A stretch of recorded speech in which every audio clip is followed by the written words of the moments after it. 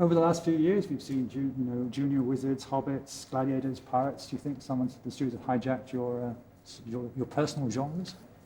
I was just reading about that the other day on a website. They were actually saying that very thing, that there's a lot of competition out there and there may be better. I mean, I look at Peter Jackson, his work is extraordinarily good. I mean, he's really great.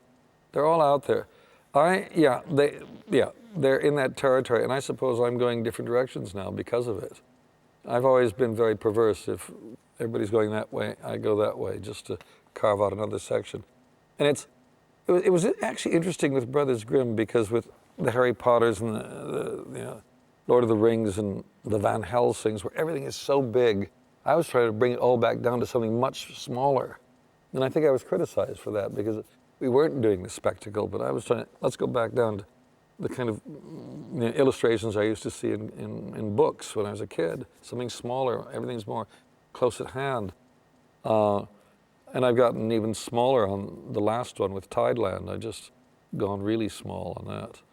And left it to a little girl with Barbie doll heads. Who needs hobbits when you got Barbie doll heads on your fingers? Has there been any of those big productions that you would have liked to have got your hands on? I was never a big fan of Tolkien, but I thought Jackson did a brilliant job on the first one in particular. I thought he really captured the magic. Harry Potter, they dragged me out to LA because J.K. Rowling wanted me to direct it, but the studio was not going to hire me. But I got a free trip out to LA so I could do some other things. Not really. I don't spend much time thinking, oh, if only. It's kind of a waste.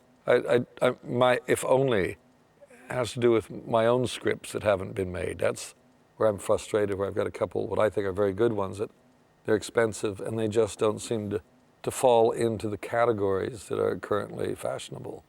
So.